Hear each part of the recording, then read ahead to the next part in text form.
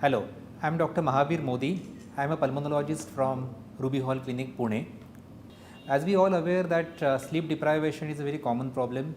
We all need to take at least 8 hours of sleep, but we are all taking maybe 6 hours of sleep. Almost 30-35% of Indian population is sleeping only for 6 hours.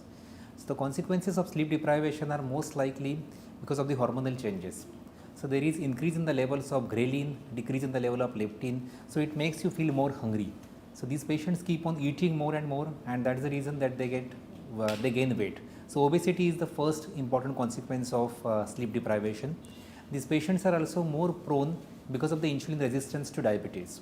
So diabetes and weight gain, I think, are the more very closely related to because of the sleep deprivation. And then definitely cardiovascular morbidity, hypertension, and then the ischemic heart disease, they are also playing a key role in this.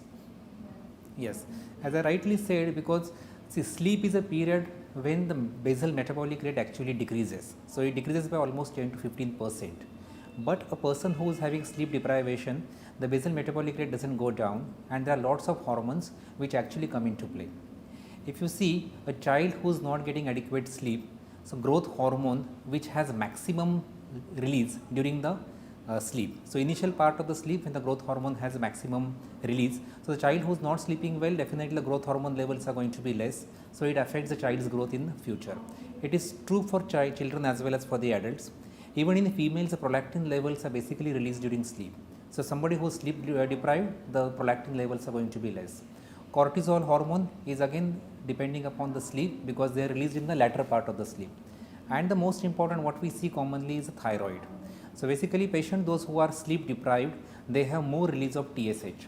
So because of this they are more prone for the hypothyroid diseases. So all hormones, although they have circadian pattern, but still if you ask me, growth hormone, prolactin, thyroid as well as the cortisol, they all are basically related with the hormonal changes during sleep.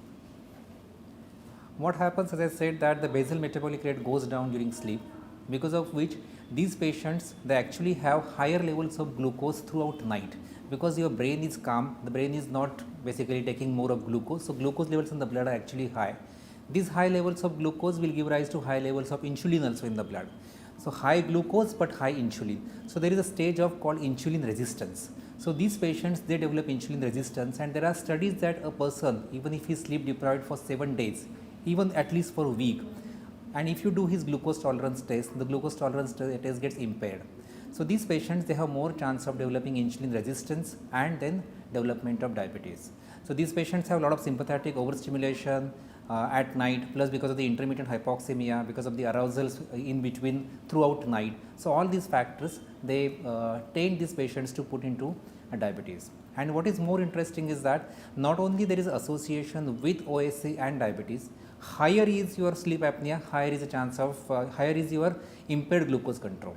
So the patient, those who had very poor control of OSA, they had poor control of diabetes, and they had very high levels of HbA1c.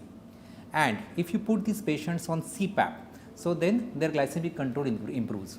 Again in CPAP, patients, they are using only for 2-3 hours at night. But what we actually want is to use the patient the CPAP at least for 4 hours, because it is the latter part of the sleep after 2 to 3 hours when your REM sleep is actually coming in picture. And this is the REM OSA or the REM AHI, which is more closely related to the diabetes. So the patient should be using CPAP, and it should be at least for 4 hours. If you ask me the incidence wise, at least 86% of type 2 diabetics, they have AHI of more than 5. So that is a very heavy incidence. And if you see the diabetic guidelines, 2008 guidelines clear cut says that all patients of type 2 diabetics, they should be undergoing sleep study. So sleep study should be advised for all patients of diabetes, especially if they are uncontrolled diabetics and if they are having some sleep symptoms, they are obese. So these patients should be subjected for sleep study.